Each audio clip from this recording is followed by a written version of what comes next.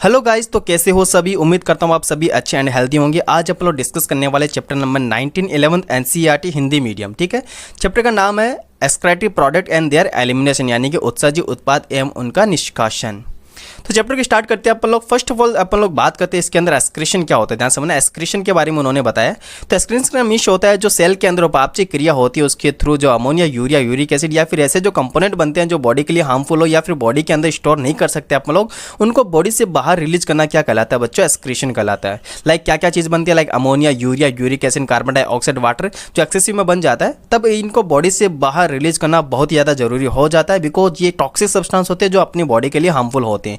जब इनको बॉडी से बाहर रिलीज करते हैं उसी चीज को अपन लोग क्या बोलते हैं बच्चों? एक्सक्रीशन बोलते हैं। हो सकता है अपन इनको कंप्लीटली बॉडी से बाहर एक्सक्रीट करें या फिर उनको पार्शियल रूप से बॉडी के बाहर एक्सक्रीट करें। ठीक है, नेक्स्ट अपन लोग बात करते हैं जो नाइट्रोजनी वेस्ट प्रोडक्ट बनते हैं वो तीन मेनली होते हैं जो एनिमल्स के अंदर होते हैं। जैसे कि कौन कौन से? Urea, ammonia and uric acid. Urea, ammonia and uric acid, ये तीन नाइट्रोजन वेस्ट प्रोडक्ट होते हैं जो कि नॉर्मली प्राणियों के अंदर बनते रहते हैं, जो नॉर्मली एनिमल्स या एनिमल्स के अंदर ये बनते हैं। इनको बॉडी से बाहर एक्सक्रीट करना क्या कहलाता है? बहुत ही ज़्यादा जरूरी है। तो अमोनिया की बात करते हैं, जो अमोनिया होता है वो हाईली टॉक्सिक सब्सटेंस होते हैं। वही अगर बात करें यूरिक एसिड, तो यूरिक जो एसिड होता है वो लिस्ट टॉक्सिक होता है, कम विषाक्त होता है। ठीक है ना, और इसको रिलीज करने के लिए जल की मात्रा भी बहुत कम चाहिए। लेकिन अमोनिया को बॉडी से बाहर एक्सक्रीट करने के लिए जल की अत्यधिक मात्रा की आवश्यकता होती है। आपको मैं बता दूं, 1 ग्राम अमोनिया को बॉडी से बाहर रिलीज करने के लिए लगभग 300 से 500 ml जल की आवश्यकता होती है। तो फर्स्ट ऑफ ऑल अपन लोग डिस्कस करते हैं अमोनिया के बारे में। तो अमोनिया को बॉडी से बाहर एक्सक्रीट करने वाले जो एनिमल होते हैं उनको क्या बोलते हैं अपन? एमिनोटैलिक एनिमल। क्या बोलते हैं उनको अपन लोग? एमिनोटैलिक एनिमल बोलते हैं। और इस प्रोसेस को, यानी अमोनिया को बॉडी से बाहर रिलीज करने की जो प्रोसेस होती है उसको अपन लोग क्या बोलते हैं? एमिनोटैलिज्म बोलते हैं। बहुत से ऐसे एनिमल्स होते हैं जो एक्वाटिक एनिमल होते हैं, लाइक जो बोनीफिश होता है। याद रखना, ये क्वेश्चन आया हुआ है, बोनीफिश।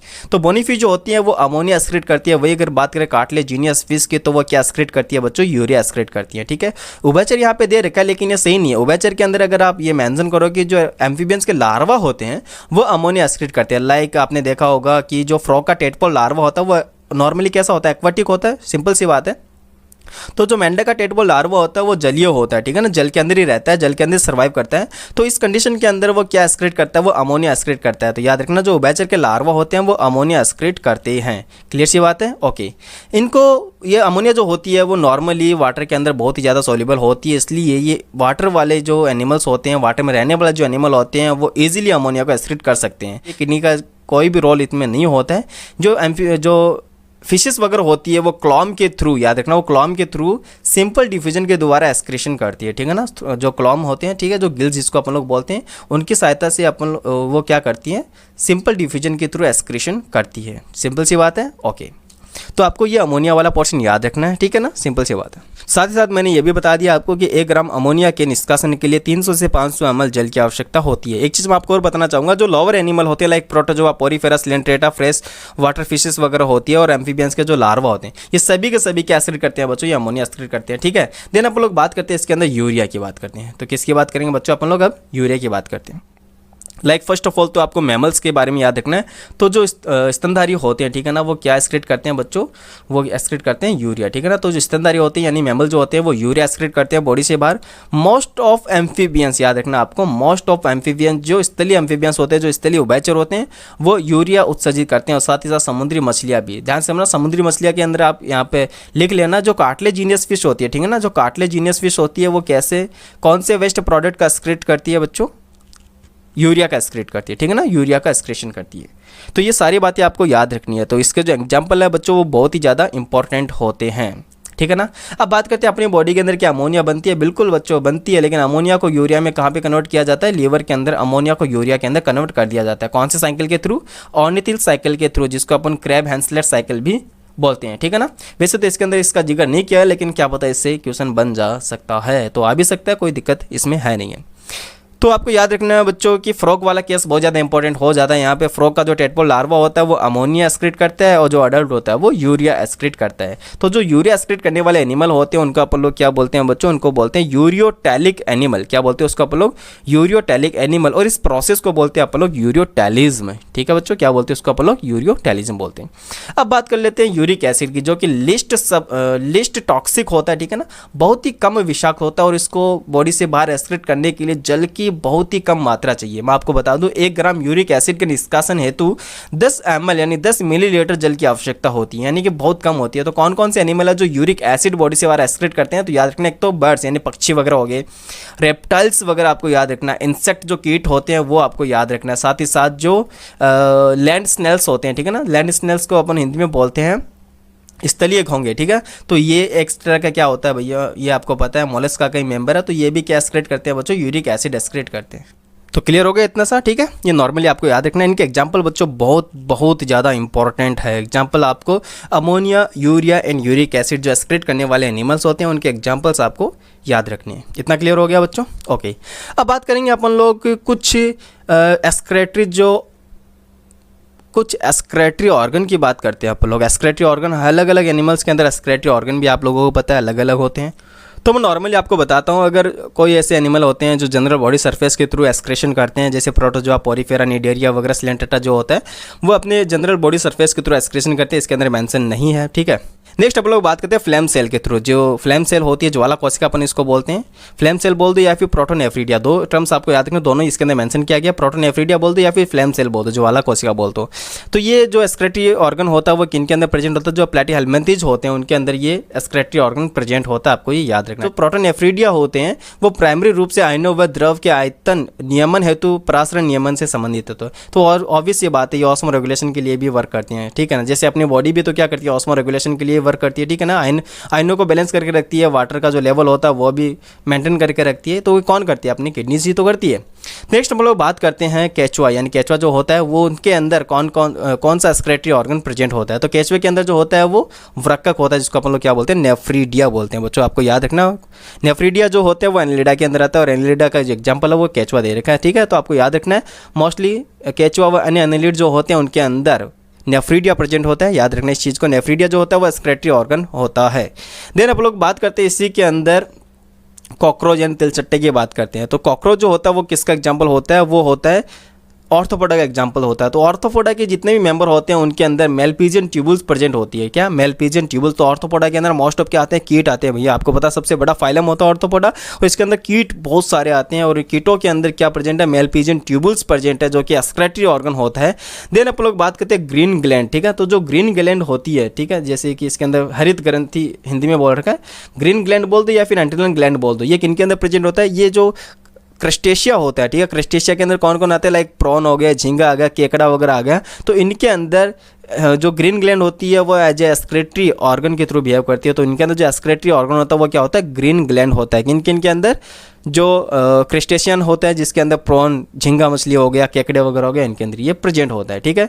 तो ये सारी बातें आपको याद रखना है। इसके अंदर तो इतने कुछ एग्जांपल नहीं दिए हैं, और भी होता है लाइक ऑर्गन ऑफ बोजिनस हो गया, जिसको अपन गैबर ग्लैंड बोलते हैं, वो मोलस्का के अंदर प्रेजेंट होते हैं बच्चों, ठीक है ना। तो ये और नेफ्रीडिया की बात करते हैं, एनिलिड्स के अंदर होता है। तो ये सारी बातें अपन को याद रखनी है, ठीक है। नेक्स्ट अपन लोग बात करते हैं ह्यूमन बीइंग की बात करते हैं। ह्यूमन बीइंग के अंदर जो एक्सक्रेटरी ऑर्गन होता है, एक्सक्रेटरी सिस्टम होता है, उसके अपन लोग बात करते हैं। तो अपनी बॉडी के अंदर जो सिस्टम होता है तो उसके अंदर क्या क्या प्रेजेंट है अपनी बॉडी के अंदर? एक जोड़ी तो क्या है? तो ये बच्चों किडनीज होती है, और एक जोड़ी क्या होती है? यूरेटर प्रेजेंट होता है, ठीक है। ये क्या है? किडनी प्रेजेंट है, 1 पेयर है। ये यूरेटर प्रेजेंट है, दो अपन को ट्यूबलाइक स्ट्रक्चर दिख रही है। और ये सिंगल क्या है? यूरिनरी ब्लैडर होता है, और साथ ही साथ सिंगल क्या है? यूरेथ्रा होता है। तो ये आपको याद रखना है। अपनी जो किडनीज की बात करें तो वो सेम के बीज की आकृति की होती है, जिनका कलर कैसा होता है? लाल भूरा कलर का होता है, ठीक है। तो भूरे लाल रंग की अपनी किडनीज होती है। और ये कहाँ पर प्रेजेंट होती है? सिचुएटेड कहाँ होती है? तो बच्चों ये आपको याद रखना है। तो ये अपन को याद रखना, लास्ट थोरेसिक, याद रखना क्या?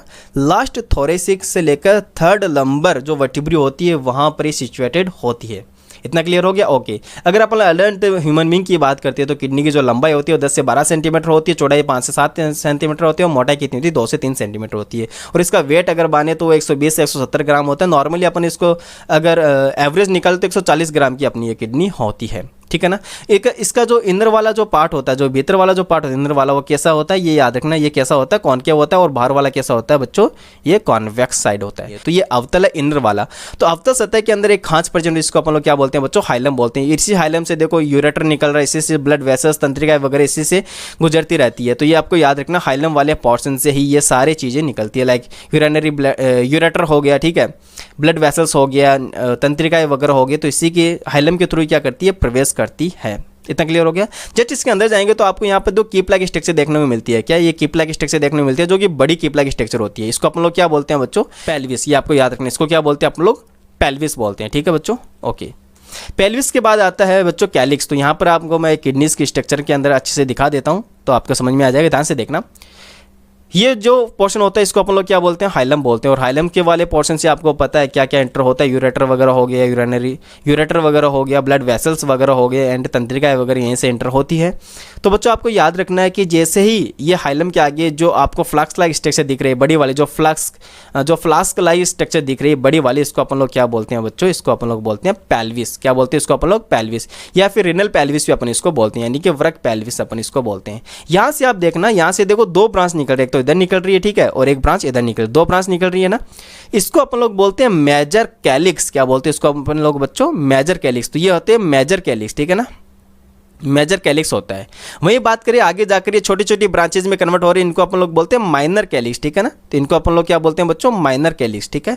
तो major calyx and minor calyx याद रखना है इस चीज़ को, सीक्वेंस अपन को याद रखना है, ठीक है। जैसे यहाँ पर आपको पता है यूरिन आता है, ठीक, तो यहाँ से जैसे आप यूरिन आता है, ठीक है, यहाँ से जैसे यूरिन आता है तो वो पहले कहाँ पे आता है, माइनर कैलिक्स में आता है, उसके बाद मेजर कैलिक्स में आता है, उसके बाद रिनल पेल्विस में आता है। रिनल पेल्विस से कहाँ जाता है बच्चों, फिर ये यूरेटर के अंदर जाता है। तो ये कंप्लीट सीक्वेंस आप लोगों को आना ही चाहिए, ठीक है। तो आगे अपन लोग बात कर लेते हैं, इसके अंदर ये वाला हो गया था, ये वाला अपन ने देख लिया था। नेक्स्ट हम लोग बात करते हैं इसके अंदर, हाँ, किडनीज के 2 पार्ट होते हैं, ठीक है। जो आउटर वाला पार्ट होता है, आउटर वाला जो बाहर वाला पार्ट अपन को देखने को मिल रहा है उसको अपन लोग क्या बोलते हैं, कॉर्टेक्स बोलते हैं। इंदर वाले को अपन क्या बोलते हैं, मेडुला बोलते हैं, ठीक है। तो आउटर वाला क्या होता है, कॉर्टेक्स, और बीच अंदर वाला क्या होता है, मेडुला होता है, ठीक है। अब जो मेडुला होता है उसके अंदर आपको पिरामिड नुमा कुछ स्ट्रक्चर देखने को मिल रही है, जो पिरामिड्स देखने को मिल रही है, इनको अपन लोग क्या बोलते हैं, रिनल पिरामिड्स बोलते हैं, ठीक है ना, रिनल पिरामिड्स बोलते हैं। ये 10 से 13 पिरामिड्स होते हैं, ठीक है, मोस्ट ऑफ।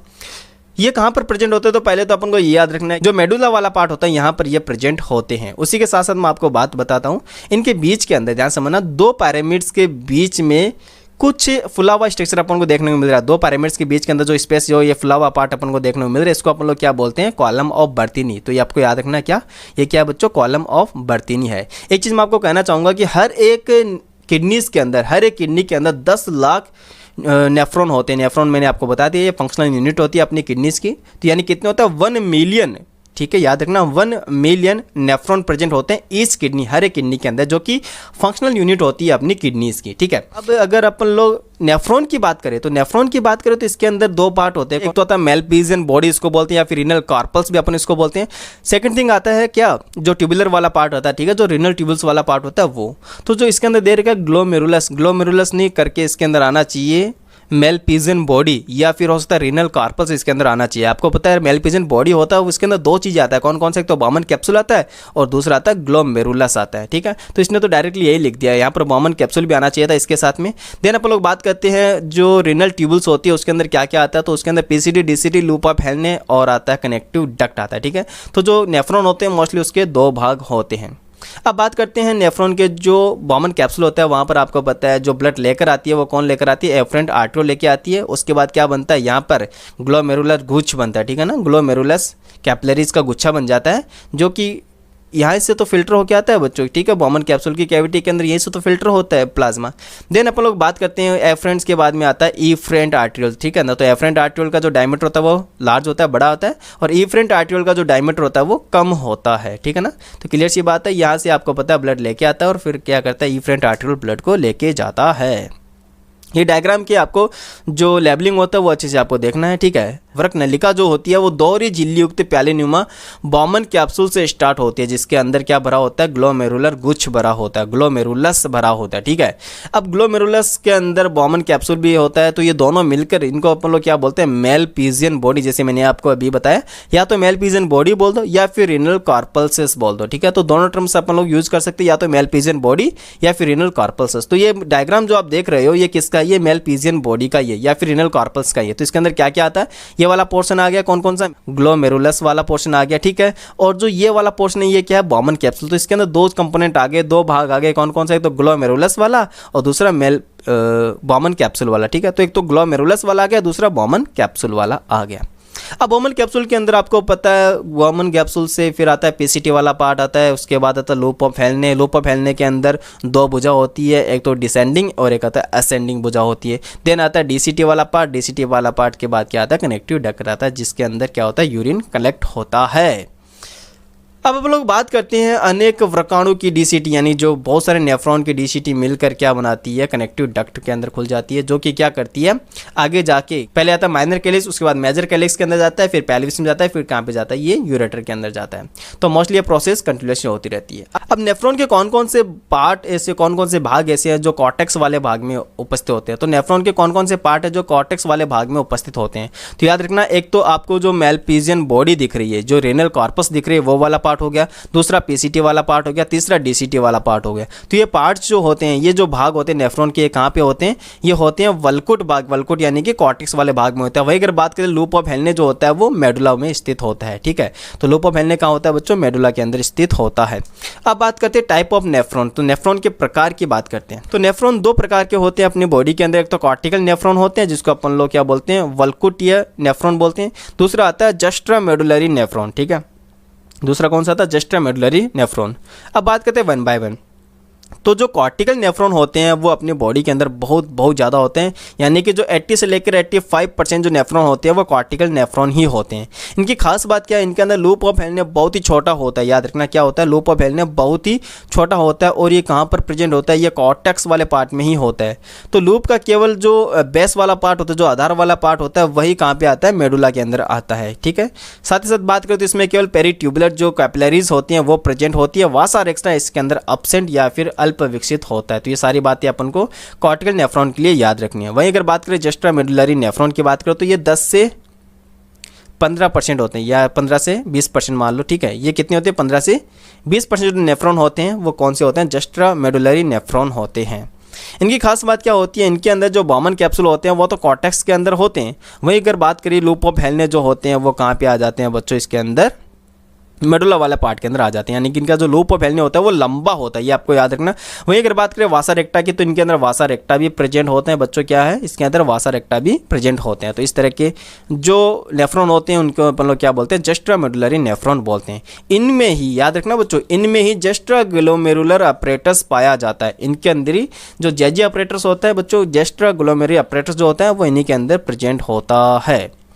नेक्स्ट अपन लोग को इसने बता रखा कि जो पेरीट्यूबुलर कैपिलरीज होती है वो कहाँ से निकलती है। मोस्टली आपको पता है इफ्रेंट आर्टिकल आगे जाके क्या करती है, जो लूप ऑफ हेलने होता है उसके चारों तरफ घूम के वापस से आती है, तो वो क्या बनाती है पेरीट्यूबुलर कैपिलरीज का निर्माण करती है, ठीक है। अब ये पेरीट्यूबुलर कैपिलरीज को ही अपन लोग क्या बोलते हैं, वासा रेक्टा बोलते हैं बच्चों, क्या बोलते हैं वासा रेक्टा, जो कि यू शेप की होती है, ठीक है। कैसी होती है वो यू शेप की होती है। इसने दे रखा है, देखो ध्यान से समझना, जो मैंने पहले बोला था वही चीज़ इसने नोट कर रखा है अभी। जो कॉर्टिकल नेफ्रॉन होते हैं उसके अंदर वासा रेक्टा या तो अनुपस्थित होता है या फिर अल्प विकसित होता है, यानी अपहाशित होता है। क्लियर हो गया इतना सा, ओके। अब बात करते हैं यूरिन फॉर्मेशन की बात करें तो इसकी जो 3 प्रोसेस होती है वो मेन प्रोसेस होती है। कौन कौन सी, पहला अल्ट्रा फिल्ट्रेशन, दूसरा जो होता है वो सिलेक्टिव रीअब्जॉर्प्शन, थर्ड होता है वो, ठीक है, सिक्रेशन। तो थर्ड कौन सा, सिक्रेशन होता है। तो फर्स्ट अल्ट्रा फिल्ट्रेशन हो गया, सेकंड कौन सा हो गया बच्चा, सेकंड हो गया सिलेक्टिव रीअब्जॉर्प्शन हो गया, और थर्ड क्या हो गया, सिक्रेशन हो गया। तो 3 इसकी मेजर प्रोसेस होती है, 3 इसके मेजर चरण यानी मुख्य चरण होते हैं, 3 इसकी क्या होती है, मुख्य प्रक्रिया होती है। तो यूरिन फॉर्मेशन के अंदर जो फर्स्ट स्टेप होती है वो कौन सी होती है, ग्लोमेरुलस के थ्रू ब्लड का फिल्ट्रेशन होना होता है, ठीक है। तो फर्स्ट स्टेप कौन सी होती है, जो ग्लोमेरुलस होता है वहाँ से ब्लड फिल्टर होता है। ब्लड तो फिल्टर होगा ही होगा। देखो ब्लड के अंदर से कौन कौन से कंपोनेंट है जो फिल्टर होते हैं, मेन बात तो ये है, ठीक है। तो ब्लड के अंदर जो फिल्टर होने वाला पार्ट होता है वो कौन कौन सा होता है, तो मैं यहाँ पे लिख रहा हूँ बच्चों, ठीक है। उसको अपन लोग क्या बोलते हैं, ग्लोमेरुलर फिल्ट्रेट बोलते हैं, ठीक है। क्या बोलते हैं उसको अपन लोग बच्चों, ग्लोमेरुलर फिल्ट्रेट बोलते हैं, ठीक है। तो इसके अंदर क्या क्या चीज़ आती है बच्चों, ध्यान से समझना। इसके अंदर आती है प्लाज्मा के अंदर से आप बस उसकी प्रोटीन्स को बाहर निकाल दो। क्या निकालना है, प्रोटीन्स को बाहर निकाल दो। बाकी जो बचा हुआ पार्ट होता है प्लाज्मा को वो सभी छन जाता है, ठीक है। मतलब प्लाज्मा से केवल प्रोटीन नहीं छनती है, बाकी जितना भी कंपोनेंट है वो सारा छन के कहाँ पे आ जाता है, बॉमन कैप्सूल की ल्यूमेन यानी कैविटी के अंदर आ जाता है, ठीक है। इसी के साथ साथ जैसे कि मैंने अभी आपको बताया प्लाज्मा, तो प्लाज्मा कौन सा पार्ट होता है, 55% पार्ट होता है ना ब्लड का, बाकी 45% क्या होता है, फॉर्म्ड एलिमेंट यानी आरबीसी, डब्ल्यूसी, प्लेटलेट्स। तो ये भी नहीं छनती है बच्चों, ठीक है। फॉर्म्ड एलिमेंट जो संगठित पदार्थ होते हैं like RBC, WBC, and platelets, ये भी नहीं छनती है, ठीक है। तो ये आरबीसी डब्ल्यूसी प्लेटलेट्स हो गया, साथ में इसके अंदर प्रोटीन्स और ऐड कर दो जो प्लाज्मा प्रोटीन होती है।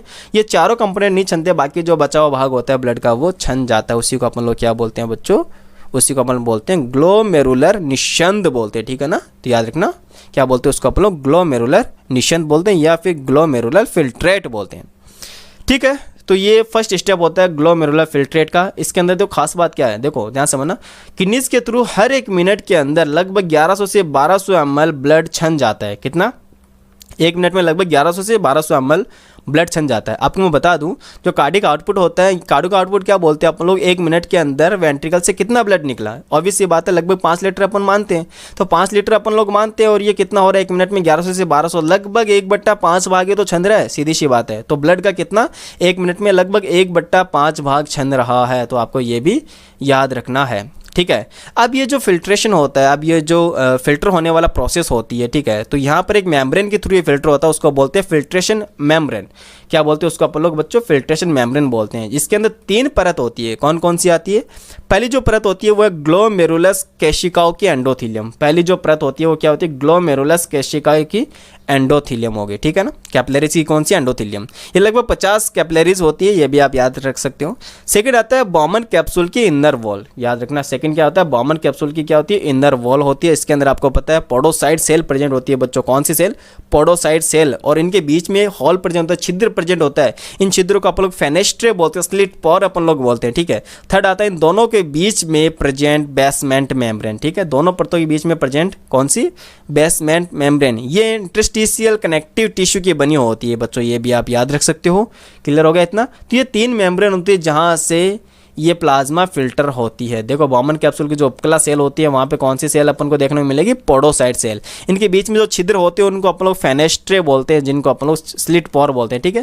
तो यही के कारण, ये छिद्रों के कारण क्या होती है, बहुत अच्छी तरह से प्लाज्मा छन जाता है, बहुत अच्छी तरह से प्लाज्मा होती है वो छन जाता है। तो प्लाज्मा प्रोटीन तो नहीं छनेगी, लेकिन जो बचा हुआ भाग होता है प्लाज्मा का वो छनकर कहाँ पे आ जाता है, बॉमन कैप्सूल की कैविटी के अंदर इकट्ठा हो जाता है। इसी प्रोसेस को हम लोग क्या बोलते हैं, अल्ट्रा फिल्ट्रेशन बोलते हैं, परानिशंदन बोलते हैं, ठीक है। तो ग्लोमेरुलर फिल्ट्रेशन कितना होता है, तो 125 ml होता है 1 मिनट के अंदर, दोनों किडनी से बच्चों याद रखना। क्या?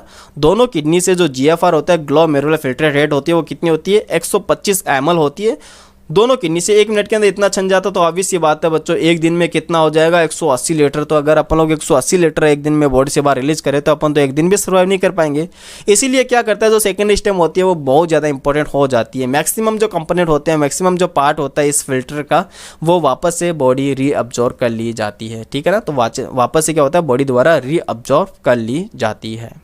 अब बच्चों GFR को मेंटेन करने के लिए कुछ प्रोसेस अपनी बॉडी के अंदर प्रेजेंट होती है, उसको अपन लोग क्या बोलते हैं, जस्ट्रा ग्लोमेरुलर कॉम्प्लेक्स, या फिर उसको बोलते हैं जस्ट्रा ग्लोमेरुलस अपरेटस, ठीक है। तो क्या बोलते हैं, JG अपरेटस बोलते हैं, या फिर जस्ट्रा ग्लोमेरुलर अपरेटस हम इसको बोलते हैं। तो कौन कौन सी सेल इसके अंदर होती है, एक तो आपको याद रखना मैकुला डेंसा सेल, जो कि DCT की सेल होती है, याद रखना।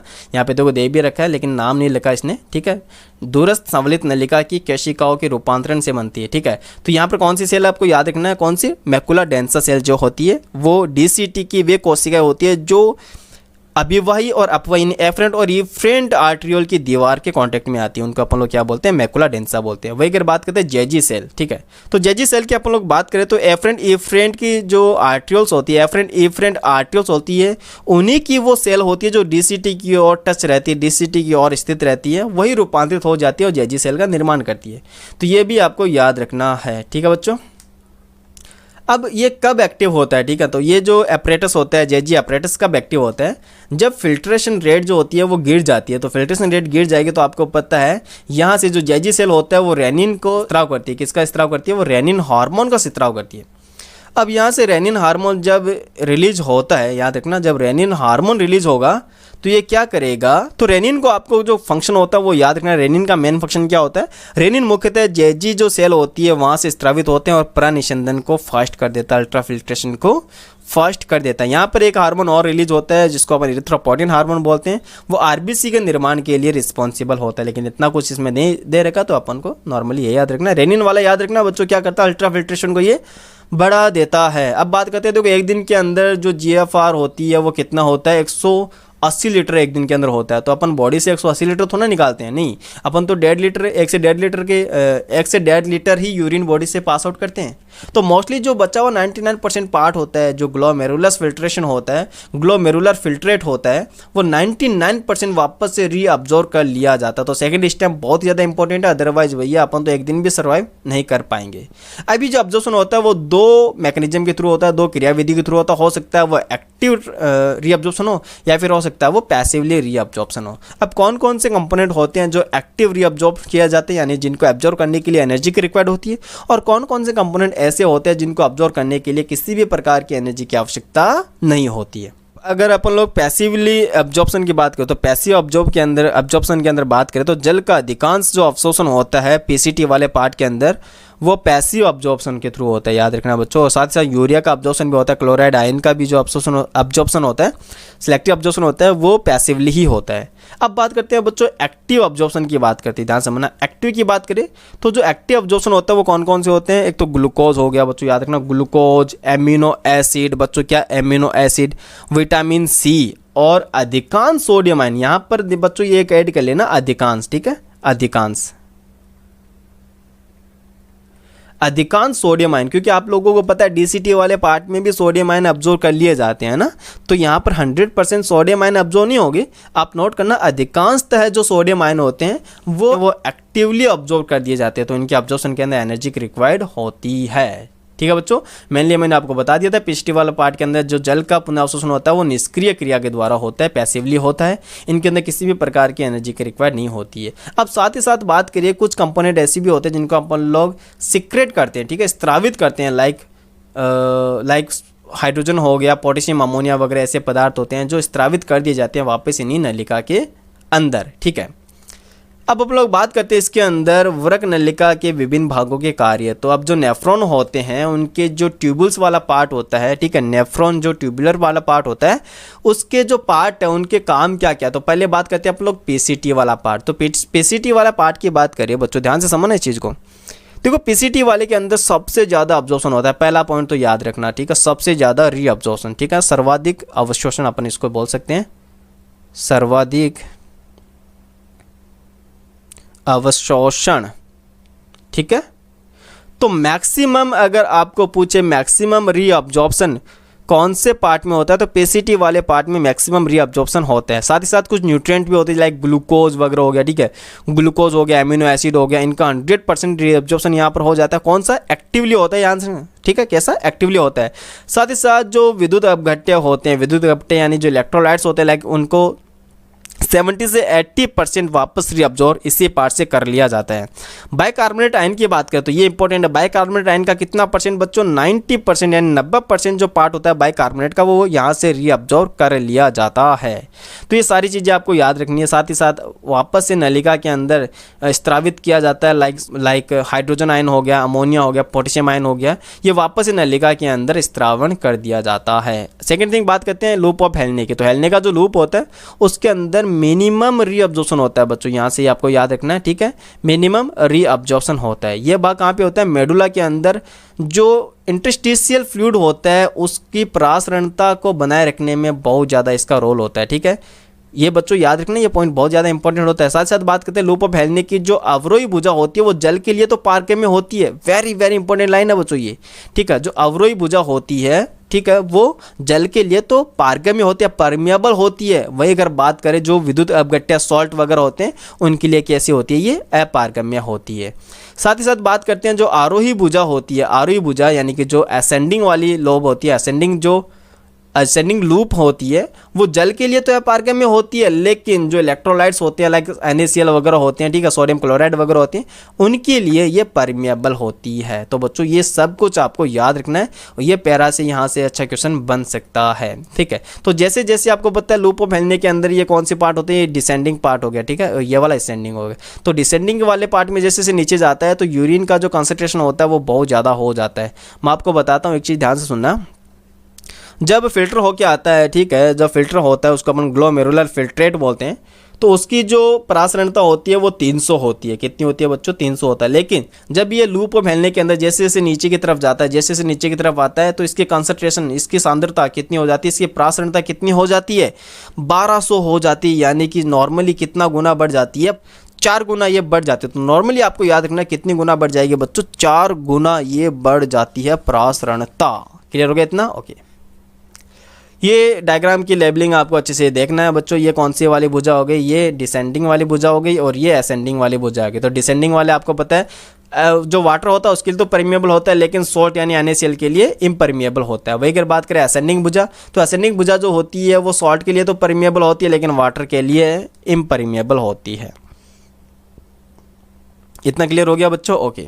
अब बात करते हैं बोलो DCT वाले पार्ट की। ध्यान से माना, DCT वाले पार्ट की बात करें तो DCT वाले के अंदर विशिष्ट परिस्थिति के अंदर ये सोडियम और जल का अवशोषण होता है। पहली बात तो ये विशिष्ट परिस्थिति के अंदर ये बच्चों सोडियम और जल का अवशोषण पुनः अवशोषण होता है। सेकंड की बात करें तो यहाँ से बाइकार्बोनेट का भी रीअब्जॉर्प्शन कर लिया जाता है। तो बचा हुआ जो 10% बाइकार्बोनेट आयन होते हैं उनका DCT वाले पार्ट से वापस रीअब्जॉर्ब कर लिया जाता है। उसके बाद अपन लोग बात करें तो हाइड्रोजन, पोटेशियम आयन और अमोनिया जो होती है उनको वापस नलिका के अंदर स्त्रावन कर दिया जाता है। अब बात करते हैं अपन लोग कनेक्टिव डक्ट की बात करते हैं। ठीक है, संग्रह नलिका की बात करें तो ये लंबी नलिका होती है और ये कहाँ पर होती है बच्चों, ये कॉर्टेक्स से मेडुला के आंतरिक भाग तक फैली रहती है बच्चों। याद रखना, कॉर्टेक्स से मेडुला के आंतरिक भाग तक ये फैली रहती है। तो बहुत सारी DCT जो होती है वो इसी के अंदर कनेक्ट होकर, इसी यानी कि ये जो कनेक्टिव डक्ट होती है इसी से क्या करती है, वो कनेक्ट होती है। अगर आवश्यकता पड़े यानी बॉडी के अंदर वाटर की बहुत ज़्यादा कमी है, पानी की बहुत ज़्यादा कमी है, तो अपन को बॉडी के अंदर पानी बहुत ज़्यादा चाहिए। सिंपल सी बात है, अगर पानी की ऑलरेडी कमी है अपनी बॉडी के अंदर तो ये कनेक्टिव डक्ट भी क्या करेगी, वाटर का अब्जॉर्प्शन यानी रीअब्जॉर्ब करना स्टार्ट कर देती है। तो बड़ा हिस्सा कौन से आवश्यकता अनुसार बोला है, नॉर्मली नहीं है। नॉर्मली तो जल का मैक्सिमम रीअब्जॉर्प्शन कहाँ पे होता है, PCT वाले पार्ट के अंदर ही होता है। लेकिन अगर ऐसी कंडीशन आ जाए कि बॉडी के अंदर पानी की बहुत ज़्यादा डेफिशिएंसी है, वाटर की बहुत ज़्यादा डेफिशिएंसी है, तो इस कनेक्टिव डक्ट के थ्रू भी जल जो होती है, वाटर जो होता है वो रीअब्जॉर्ब कर लिया जाता है। इतना क्लियर हो गया? ओके। तो नेक्स्ट अपन लोग बात करते हैं यूरिन का कंसंट्रेशन किस तरह से होता है। जो फिल्टर होके आता है, फिल्ट्रेट जो है उसका कंसंट्रेशन किस तरह से होता है। यूरिन अभी नहीं बोलेंगे, यूरिन अपन लोग कनेक्टिव डक्ट में जाने के बाद बोलते हैं। ठीक है, तो इसको कंसंट्रेट करने के लिए 2 पार्ट है वो बहुत ज़्यादा ज़रूरी है, 2 भाग है वो बहुत ज़्यादा ज़रूरी है। एक तो लूप ऑफ हेलने और दूसरा वासा रेक्टा। तो लूप ऑफ हेलने और साथ साथ बात करते हैं वासा रेक्टा। लूप ऑफ हेलने आपको पता है हेयर पिन लाइक स्ट्रक्चर होती है, वासा रेक्टा जो होता है वो यू शेप का होता है, यू आकार का होता है। ये दोनों ही जो भुजा होती है, चाहे वो लूप ऑफ हेलने हो या फिर वासा रेक्टा हो, एक दूसरे के विपरीत रहती है। इनके अंदर जो फिल्ट्रेशन होता है, जो निस्यंद होता है, वो विपरीत दिशाओं के अंदर प्रवाह होता है। थोड़ा सा मैं आपको समझा देता हूँ, ध्यान समझना।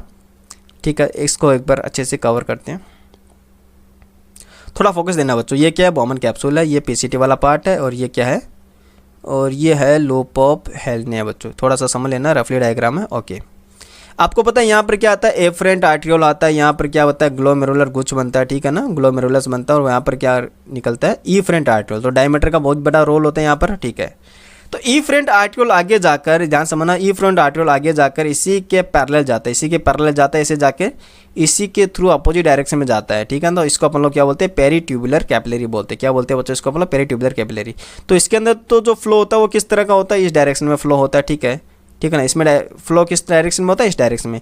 बट इसमें जो फ्लो होता है वो किस डायरेक्शन में होता है, इसके अंदर। तो ये दोनों क्या हो गए, एक दूसरे के अपोजिट डायरेक्शन में फ्लो कर रहे हैं। सिंपल सी बात है। ठीक है ना, तो ये जो मैकेनिज्म होती है ये अपने यूरिन को, या यूरिन ने बोल के ये जो फिल्ट्रेट होता है, ठीक है, GF होता है, ग्लोमेरुलर फिल्ट्रेट होता है, उसको कंसंट्रेट करने का रोल करता है। ठीक है, इसको कंसंट्रेट करने का काम करता है। इतना क्लियर हो गया बच्चों? ओके। अब जैसे यहाँ पर देखो जो प्लाज्मा छन के आता है उसकी प्रासरणता अगर आप लोग देखें तो वो होती है 300 मिली ऑस्मल पर लीटर होता है। ठीक है बच्चों, लेकिन जैसे धीरे धीरे ये डिसेंडिंग वाले पार्ट जाता है, लूप ऑफ हेलने के डिसेंडिंग वाले पार्ट से धीरे धीरे नीचे जाता है। नीचे मतलब कि ये जो इंटरस्टिशियल मेडुलरी पार्ट होता है, ठीक है, तो मेडुलरी इंटरस्टिशियम जो पार्ट होता है वहाँ पे जस्ट नीचे धीरे धीरे जाते हुए अगर वो टर्मिनल पॉइंट पे आ जाता है, यहाँ पर आ जाता है, तो यहाँ पर इसके कंसंट्रेशन सबसे ज़्यादा होती है। यहाँ पर ये सबसे ज़्यादा सांद्रित हो जाता है। तो जो यहाँ पर आया था, ठीक है, उसके मुकाबले यहाँ पर ये 4 गुना ज़्यादा सांद्रित हो जाता है। कितना बच्चों, 4 गुना ज़्यादा सांद्रित हो जाता है। यानी यहाँ पर 300 मिली ऑस्मल था और यहाँ पर कितना हो गया, 1200 मिली ऑस्मल पर लीटर इसकी सांद्रता, इसकी कंसंट्रेशन, इसकी प्रवणता हो जाती है। ये जो प्रवणता होती है ये सोडियम क्लोराइड एंड यूरिया के कारण बनती है बच्चों। याद रखना है किसके कारण बनती है, ये सोडियम क्लोराइड और यूरिया के कारण बनती है। ठीक है, तो मोस्टली इसके अंदर आपको इतना ही ध्यान रखना है, कन्फ्यूज बिल्कुल भी नहीं होना है। इतना क्लियर हो गया बच्चों? तो ये अपन को याद रखना है। तो इसको बोलते हैं काउंटर करंट मैकेनिज्म, अपन इसको बोलते हैं, क्या बोलते हैं बच्चों इसको अपन लोग?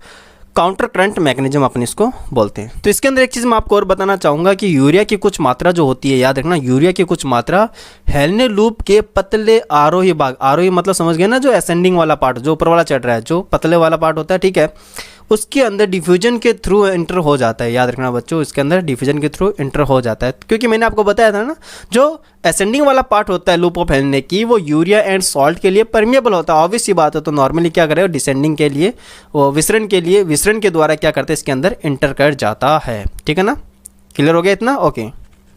अब इसकी भरपाई कौन करता है? तो बच्चों याद रखना, जो कनेक्टिव डक्ट होती है वहाँ से इंटरस्टिशियल जो मेडुला वाला पार्ट होता है उसके अंदर वापस से जो एनिशियल होता है वो लौटा दिया जाता है, जिसके थ्रू क्या होता है, बॉडी के, देखो एक चीज़ मैं आपको बताना चाहूँगा कि कुछ एनिमल्स ऐसे भी होते हैं जो यूरिया को स्टोर करके रखते हैं।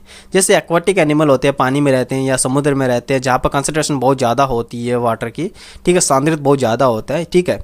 तो ऐसे एनवायरनमेंट के अंदर उनको सर्वाइव करने के लिए बॉडी के अंदर भी ऑस्मोल रेगुलेटरी को मेंटेन करके रखना होता है, ठीक है, परासरणता को मेंटेन करके रखना होता है। अगर वो इसको मेंटेन करके नहीं रखेंगे तो भैया वो फिर डैमेज हो जाएंगे, फिर वो क्या हो जाएंगे, किल हो जाएंगे, वो मर जाएंगे। तो इस परासरणता को बनाए रखने के लिए कुछ एनिमल्स ऐसे भी होते हैं जो अपने बॉडी के अंदर ही यूरिया को स्टोर करके भी रखते हैं, ठीक है ना बच्चों। तो ये बहुत ही ज़्यादा ज़रूरी होता है। तो ऐसे मैकेनिज्म का अपन लोग क्या बोलते हैं, काउंटर करंट मैकेनिज्म बोलते हैं, ठीक है। जैसे कि अपन ने ऊपर बात ऑलरेडी कर ली है, इसके अंदर इतना ही दे रखा है, ज़्यादा कुछ नहीं दे रखा है। हमारे जो किडनी होती हैं वो प्रारंभिक निस्यंद यानी जो प्राइमरी फिल्ट्रेट हुआ था, जो प्राइमरी ग्लोमेरुलर फिल्ट्रेशन था, उसकी अपेक्षा 4 गुना अधिक सांद्र यूरिन एक्सक्रीट करता है, ठीक है। तो मैंने आपको नॉर्मल बता दिया था, वहाँ पर कितना जो पीसीटी वाले पार्ट के अंदर उसकी कंसंट्रेशन कितनी थी, सांद्रता कितना था, वो था 300 मिली ऑस्मल पर लीटर। वहीं अगर बात करें जब यूरिन के फॉर्म में आता है तब वो 1200 मिली ऑस्मल पर लीटर हो जाता। तो ऑब्वियस सी बात है, सिंपल सी बात है, 4 गुना ज़्यादा इसकी कंसंट्रेशन, इसकी सांद्रता हो जाती है। तो भैया ऑब्वियस सी बात है, अपनी बॉडी जो होती है वो जल की हानि को रोकने का काम करती है। क्लियर हुआ इतना? ओके। अब किडनीज़ की जो फंक्शन होते हैं, उनको जो कंट्रोल होता है वो किस तरह से होता है, तो वृक्क क्रियाओं का नियमन कैसे होता है। तो किडनीज़ की जो क्रियाविधि का नियंत्रण होता है या नियमन होता है, वो हाइपोथैलेमस के जो हार्मोन होते हैं, जिसको अपन लोग क्या बोलते हैं, ADH हार्मोन बोलते हैं। क्या बोलते हैं बच्चों उसको अपन लोग? ADH hormone. साथ ही साथ जेजी अपरेटस हो गया, जिसके अंदर जेजी सेल अपन लोग देखेंगे, और हार्ट से जो निकलने वाला हार्मोन होता है जिसको अपन लोग ANF बोलते हैं, इसका भी सबसे बड़ा रोल होता है। तो कौन कौन से यहाँ पे हार्मोन होते हैं जिनका सबसे ज़्यादा रोल होता है? पहले तो आपको याद रखना है ADH हार्मोन, जो कहाँ से निकलता है, हाइपोथैलेमस में। यहाँ लिख देता हूँ ADH hormone, anti diuretic hormone, ठीक है। सेकंड में आपको याद रखना है जेजी अपरेटस, याद रखना जहाँ पर जेजी सेल जो होती है, ये आपको याद रखना, जेजी सेल से कौन सा हार्मोन रिलीज होता है बच्चों? रेनिन हार्मोन रिलीज होता है, तो ये भी आपको याद रखना। हार्ट से कौन सा हार्मोन रिलीज होता है? तो ANF हार्मोन रिलीज होता है बच्चों, ये वेरी वेरी इंपॉर्टेंट है, ANF। अब समझते हैं बच्चों किस तरह से वर्क करता है, ध्यान से समझना। हो सके जब अपनी बॉडी के अंदर नॉर्मली यूरिन की मात्रा जो होती है बहुत ज़्यादा हो जाए, यानी कि वाटर लॉस होता है वो बहुत ज़्यादा हो रहा है, तो उस कंडीशन के अंदर रिसेप्टर होते हैं वो एक्टिव हो जाते हैं बच्चों। क्या हो जाता है? वो एक्टिव हो, जैसे वो एक्टिव होते हैं तो हाइपोथैलेमस को बोलेंगे कि भैया आप ADH के हार्मोन जो है, ADH हार्मोन उसको बढ़ाओ, उसको एक्सक्रीट करो। तो ADH हार्मोन जब अपनी बॉडी के अंदर ज़्यादा हो जाता है, ADH हार्मोन की कमी से तो आपको पता है बच्चों डायूरेसिस हो जाता है ना, नॉर्मल सी बात है, पॉलीयूरिया जिसको अपन लोग बोलते हैं। तो ये नॉर्मली क्या करेगा, ADH हार्मोन को बढ़ा देगा। और ADH हार्मोन कहाँ से निकलता है? न्यूरोहाइपोफाइसिस से निकलता है, जिसको अपन लोग वैसोप्रेसिन भी बोलते हैं।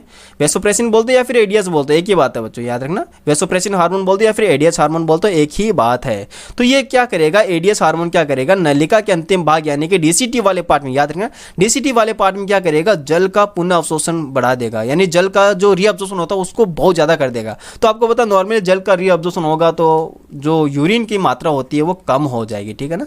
जो पॉलीयूरिया कंडीशन बनी थी वो वापस ही क्या हो जाएगी, मेंटेन हो जाती है। तो इसके साथ साथ ये क्या काम करता है बच्चों, वेरी वेरी इंपॉर्टेंट, ये भी आपको याद रखना, ये ब्लड वेसल जो रक्त वाहिनिकाएं होती है, जो रक्त वाहिनिकाएं होती है उनको भी ये संकुचित करता है बच्चों, याद रखना। ये रक्त वाहिनिकाओं को भी क्या करता है, संकुचित करता है, जिससे क्या होता है, ब्लड प्रेशर बढ़ जाता है। तो ये भी अपन को याद रखना, ये भी इसका मेजर रोल होता है बच्चों, ये भी अपन को याद रखना है। देन अपन लोग बात करते हैं जो जेजी अपरेटस होता है वो बहुत ही जटिल नियमनकारी भूमिका निभाता है। इसका मतलब क्या होता है समझना। तो ये जो पैराग्राफ है मैं इसको आपको डायरेक्टली एकदम इजी वे के अंदर समझाने की कोशिश करता हूँ, जरा ध्यान से सुनना। समझना, जब ब्लड प्रेशर एंड जो अल्ट्रा फिल्ट्रेशन होता है वो कम हो जाता है, ठीक है ना, जो अल्ट्रा फिल्ट्रेशन होता है वो कम हो जाता है, मान लो बीपी अगर कम हो गई, ब्लड प्रेशर कम हो जाता है, तो उस टाइम क्या होता है, जो जेजी सेल होती है, ठीक है ना, जस्ट्रा ग्लोमेरुलर सेल जो होती है वो रेनिन का स्त्राव करना स्टार्ट कर देती है बच्चों। किसका? वो रेनिन का स्त्राव करना स्टार्ट कर देती है। मैं यहाँ पर नोट कर रहा हूँ, रेनिन का स्त्राव करना स्टार्ट कर देती है। अब रेनिन क्या करेगा, ब्लड के अंदर पहुंचता है, ब्लड के अंदर पहुंचकर लीवर के द्वारा स्त्रावित एंजियोटेंसिनोजन को एंजियोटेंसिनोजन फर्स्ट में कन्वर्ट करता है, ठीक है ना। तो ये लीवर के द्वारा स्त्रावित एंजियोटेंसिनोजन को एंजियोटेंसिनोजन फर्स्ट के अंदर ये कन्वर्ट कर देता है। अब ये एंजियोटेंसिनोजन फर्स्ट होता है वो फेफड़ों में पहुंचता है, जहां पर ऑक्सीकरण के द्वारा इसको एंजियोटेंसिनोजन सेकंड, द्वितीय मतलब एंजियोटेंसिनोजन सेकंड में कन्वर्ट कर दिया जाता है। अब ये जो एंजियोटेंसिनोजन सेकंड होता है वो ब्लड वेसल्स को संकुचित करता है। याद रखना बच्चों, ब्लड वेसल्स को संकुचित करता है, वेसो कंस्ट्रिक्टर के थ्रू काम करता है। याद रखना, वेरी वेरी इंपॉर्टेंट, वेसो कंस्ट्रिक्टर के थ्रू ये काम करता है। इसके साथ साथ जो एंजियोटेंसिनोजन सेकंड होता है वो किडनीज के जो एड्रिनल ग्लैंड होती है, सॉरी, जो किडनीज के ऊपर एड्रिनल ग्लैंड होती है उनसे एड्रिनल कॉर्टेक्स वाले भाग से एल्डोस्टेरोन के स्त्रावन के लिए भी इसको प्रेरित करता है बच्चों। वेरी वेरी इंपॉर्टेंट, देखो इनके क्या क्या रोल हो गए इसके, तो ये सारी बातें अपन को याद रखना है। अब क्या करेगा, एल्डोस्टेरोन सोडियम एंड जल के रीअब्जॉर्प्शन को बढ़ाएगा। कहाँ पर? डीसीटी वाले पार्ट में। बच्चों याद रखना, ये एल्डोस्टेरोन क्या करेगा, ये एल्डोस्टेरोन करेगा डीसीटी वाले पार्ट के अंदर सोडियम एंड जल के रीअब्जॉर्प्शन को बढ़ाएगा। इससे क्या करेगा, ब्लड प्रेशर बढ़ जाएगा, जीएफआर बढ़ जाएगा, ठीक है। इसको अपन लोग क्या बोलते हैं, इस मैकेनिज्म को बोलते हैं अपन लोग रास, रेनिन एंजियोटेंसिन एल्डोस्टेरोन मैकेनिज्म, ठीक है ना, या सिस्टम अपन इसको बोलते हैं। वेरी वेरी इंपॉर्टेंट बच्चों, आपको याद रखना। थर्ड बात करते हैं हार्ट से, अपने दिल से निकलने वाले हार्मोन ANF। ANF का फुल फॉर्म क्या होता है बच्चों, याद रखना, ANF का फुल फॉर्म होता है एट्रियल नाइट्रियूरेटिक फैक्टर, इसका फुल फॉर्म होता है। अब ये क्या काम करता है समझना, थोड़ा सा मैं आपको बताता हूँ इसके बारे में भी। जब ब्लड प्रेशर या फिर अल्ट्रा फिल्ट्रेशन अधिक हो जाता है तब हार्ट क्या करता है, अपने एट्रिया की वॉल से ANF सीक्रेट करता है। अब ये जो ANM होता है ये हार्ट की जो पेशी होती है वहाँ से स्रावित होता है बच्चों, याद रखना, ठीक है। ये क्या करेगा, ब्लड प्रेशर और अल्ट्रा फिल्ट्रेशन को कम कर देता है बच्चों, सीधा सीधा आपको याद रखना। ये ब्लड प्रेशर को कम करेगा। ब्लड प्रेशर कम करने का मतलब क्या करेगा, ये जो रक्त वाहिनी होती है उनको ये फुला देता है, ठीक है, उनको डायलेटर का काम करता है। ये क्या करती है, वो डायलेट हो जाती है। ब्लड वेसल्स क्या होती है बच्चों, डायलेट हो जाती है ना, ठीक है। वहाँ पे कॉन्ट्रैक्ट हो रही थी, यहाँ पे कैसी हो जाएगी, डायलेट हो जाएगी। तो ऑब्वियस ये बात है, ब्लड प्रेशर क्या हो जाएगा, कम हो जाता है। तो रक्तदाब क्या हो जाएगा बच्चों, कम हो जाता है। इस प्रकार से NF जो मैकेनिज्म होती है वो रेनिन एंजियोटेंसिन मैकेनिज्म को कंट्रोल करने का काम करती है। वेरी वेरी इंपॉर्टेंट बच्चों, क्लियर हो गया इतना? ओके। अब बात करते हैं बच्चों अपन लोग मैच्योरेशन की बात करते हैं, ठीक है। अब देखना, ध्यान से समझना इस चीज़ को। जब यूरिनरी ब्लैडर के अंदर यूरिन भर जाता है, उसके वॉल पे क्या प्रेजेंट होते हैं बच्चों, रिसेप्टर प्रेजेंट होते हैं, जिसको अपन लोग तनावग्राही रिसेप्टर बोलते हैं। वो क्या करते हैं, CNS को इम्पल्स भेजते हैं बच्चों। कहाँ भेजते हैं वो, CNS यानी कि केंद्रीय तंत्रिका तंत्र को इम्पल्स भेजते हैं। जब तक CNS इनको ऐच्छिक संकेत नहीं देगा तब तक यूरिन वहाँ पर स्टोर ही रहता है। जैसे ही CNS के द्वारा यूरिनरी ब्लैडर के मसल्स को संकुचन के आवेग देता है, ठीक है, उस टाइम क्या होता है, जो यूरेथ्रा होता है, यहाँ पर एक स्पिंचर लगा होता है यूरेथ्रा के एंड यूरिनरी ब्लैडर के बीच में। तो ये स्पिंचर क्या हो जाएगा, शिथिल हो जाता है, यानी कि ओपन हो जाता है, ठीक है। ये स्पिंचर क्या होता है, इसको अवरोध नहीं मतलब स्पिंचर ही है, ये क्या हो जाएगा, शिथिलन हेतु, यानी कि ये ओपन हो जाता है। जैसे ही ओपन हो जाएगा तो ऑब्वियस ये बात है यूरिन का एक्सक्रीशन हो जाता है। इसी को अपन क्या बोलते हैं, मैच्योरेशन बोलते हैं बच्चों। सिंपल सी बात है एकदम से, ठीक है, क्लियर हो गया इतना सा। तो इसे संपन्न करने वाली तंत्रिकीय क्रियाविधि मैच्योरेशन प्रतिव्रत कहलाती है, ठीक है। तो आपको ये भी याद रखना है। अब बात करते हैं, नॉर्मली जो वयस्क यानी अडल्ट मनुष्य होता है वो एक दिन में 1 से 1.5 लीटर यूरिन का एक्सक्रीशन करते हैं, नॉर्मल सी बात है। अब यूरिन के अंदर जो गंध आती है, जो स्मेल आती है, ठीक है, वो किसके थ्रू आती है, तो याद रखना आपको, यूरिनॉइड के कारण आती है। किसके कारण आती है बच्चों, यूरिनॉइड के कारण आती है। तो मैं यहाँ पे लिख देता हूँ किसके कारण आती है, ध्यान से समझना।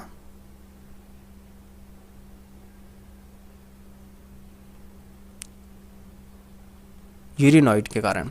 वहीं अगर बात करें इसका जो हल्का पीला रंग होता है वो किसके कारण आता है, यूरोक्रोम पिगमेंट के कारण बच्चों। ये सारी बातें अपन को याद रखनी है, याद रखना है इनको, यूरोक्रोम पिगमेंट के कारण।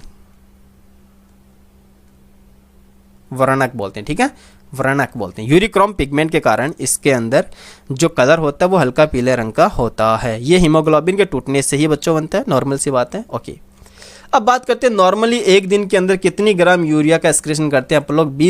25 से 30 ग्राम यूरिया का अपन लोग एक दिन के अंदर एक्सक्रीशन कर देते हैं।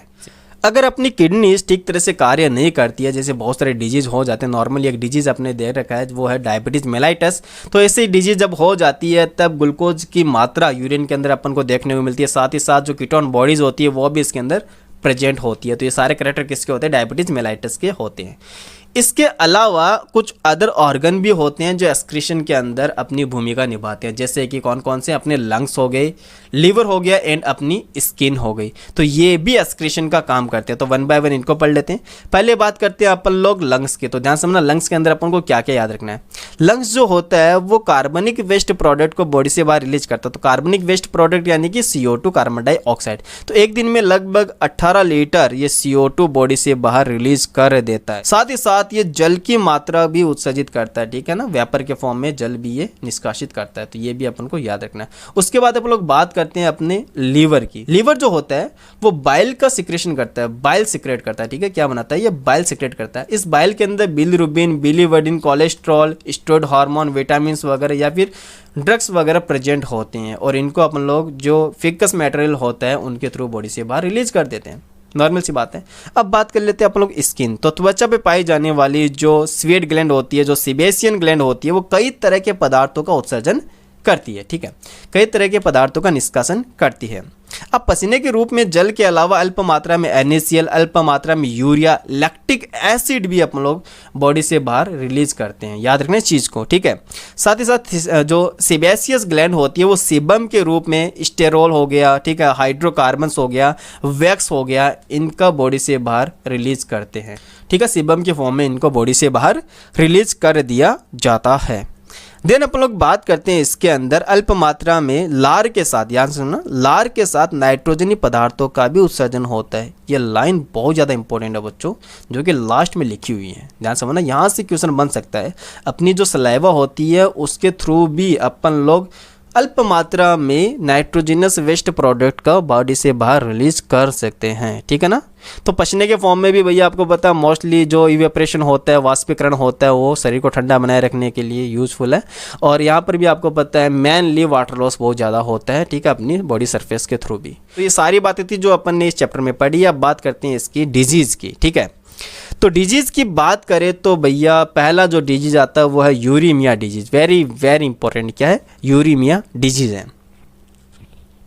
अब यूरीमिया डिजीज़ की बात करते हो तो भैया इसके अंदर क्या होता है, बॉडी अपने जो किडनीज होती है वो काम करना बंद कर देती है, जिससे क्या होता है अपने ब्लड में यूरिया बहुत ज़्यादा हो जाता है, और ये अपनी बॉडी के लिए बहुत ज़्यादा हानिकारक भी है बच्चों, ठीक है। तो इसके अंदर कई बार आपको देखने को मिलता है कि इसका जो मेन कॉज होता है, मेन जो कॉज होता है वो होता है किडनी फेल्योर, ठीक है। तो किडनी फेल्योर को ये इंडिकेट करता है यूरेमिया, ठीक है। इसमें क्या होता है, मरीजों के अंदर यूरिया का निष्कासन हेतु अपन लोग क्या करते हैं, हीमोडायलिसिस की प्रोसेस करते हैं। हीमोडायलिसिस को अपन लोग हिंदी में रक्त आपूर्ति भी बोलते हैं। इसमें होता क्या है, जो पेशेंट होता है उसकी आर्टरी से अपन लोग ब्लड निकालते हैं, याद रखना कहाँ से निकालते हैं, आर्टरी से। आप लोग सोचोगे यार आर्टरी में तो ऑलरेडी प्योर ब्लड है, और तो बच्चों प्योर ब्लड होने का मतलब उसमें CO2 की मात्रा कम है ना।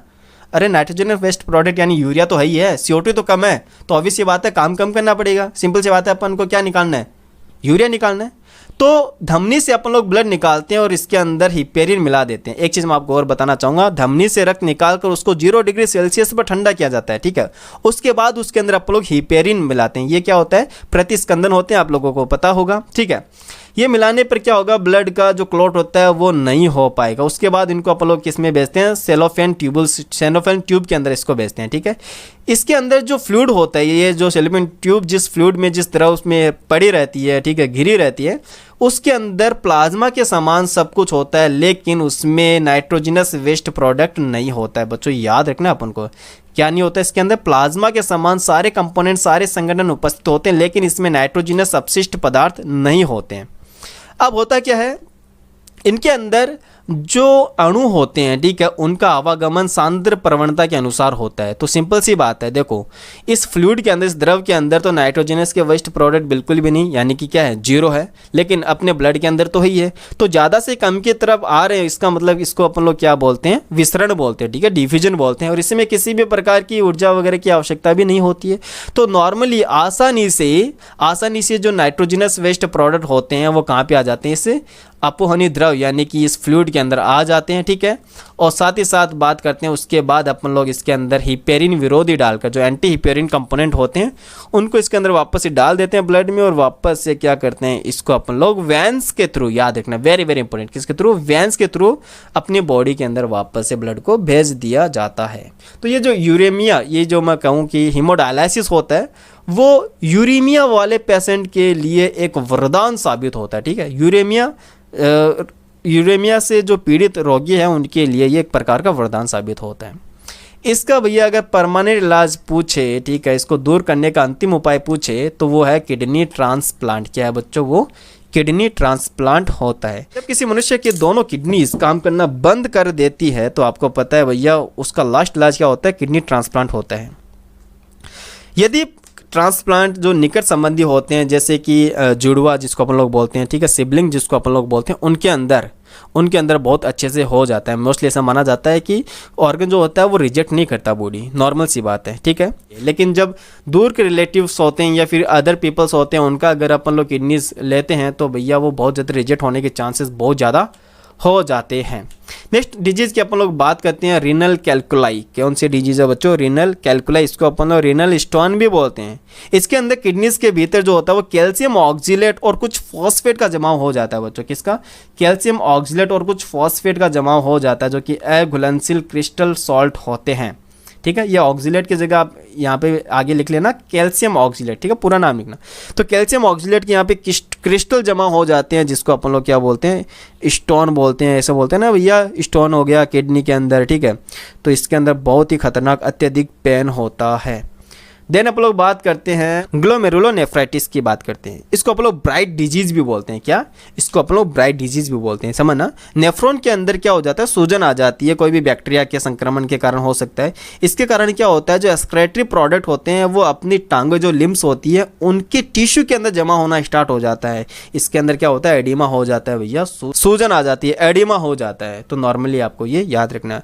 और भी बहुत सारी डिजीज होती है, यूरेमिया जैसे बात कर ली थी, इसके साथ साथ पॉलीयूरिया, ठीक है, यूरिन का जो वॉल्यूम होता है वो बहुत ज़्यादा होना, ग्लाइकोसूरिया जैसे जो यूरिन के अंदर ग्लूकोज का पाया जाना, ठीक है, हिमेटोयूरिया, यूरिन के अंदर ब्लड का पाया जाना, ठीक है। ये सारे डिजीज़ भी इसी से रिलेटेड है, तो आपको ये भी एक बार देख लेना है। तो ये अपना चैप्टर हो गया कंप्लीट, ठीक है। तो भैया इसको अच्छे से देखो, रीड आउट करो और प्रीवियस ईयर के क्वेश्चंस बना डालो, ठीक है, जो कि एग्जाम में आए हुए हैं इसी टॉपिक से, इसी चैप्टर से।